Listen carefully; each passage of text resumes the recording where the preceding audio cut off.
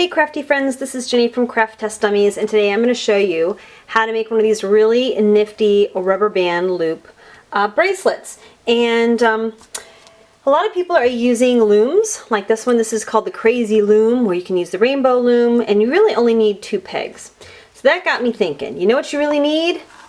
You need a fork. And of course this is just your plain old fork with the 2 middle tines broken out. I also use the big meat fork from my knife block, but of course for kids this is probably the safest version. Also, you can have a party and eat cake and then wash off the forks and break the tines and make the project. So I'm going to show you how we're going to do this. Okay, so to get started, this is a bracelet that really works best using 3 different colors.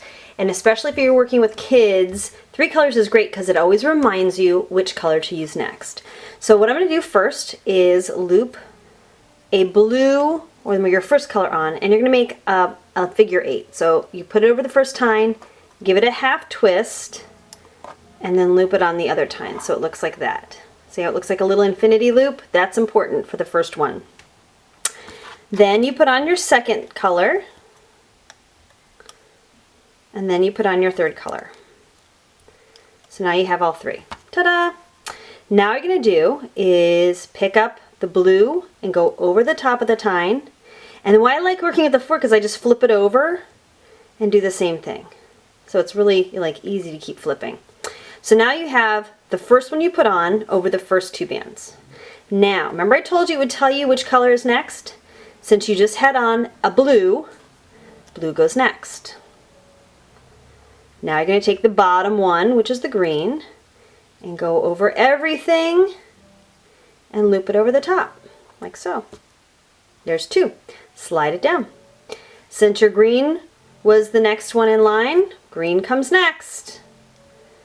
You loop the bottom one, which in this case is the yellow, over the top. See how easy it is just to rotate the fork rather than use the big loom for this? It's so portable. Okay, so yellow, I'm looping over the blue, and then now I know blue is next. And it just goes as quickly as this. You're always going to, since I did, the green one went over the top. Which one comes next? Everybody say it. Yep, thank you. The green goes next. So, after this one, I'm going to go ahead and stop and show you what happens when you get a little further down the line. Like so. Okay. So there you have it. And we'll be right back to show you how to dismount, so to speak. Okay, so here's one that I've been working on a while. This is actually just a 2-color one, but you can see the first one you do creates the loop at the end, and then here's the working end. So what I'm going to do now is I'm going to go ahead, and instead of adding a new band on, I'm going to take the one that's in the bottom and lift it over the top, like so. Okay, now you just have one on. So you can do this one of 2 ways. You can either gather 2 onto one tine like this and use your S curve pieces, which they sell, you know, and click them on, or you can use something like this, and this is an aluminum jump ring. And I'm going to tell you, I really like them because you don't need fancy tools.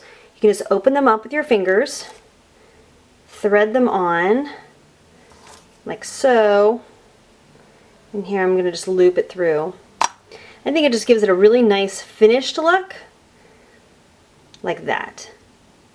So, and then if you want, you actually have space here where you can hang a charm or something too, so you can get an extra little design element.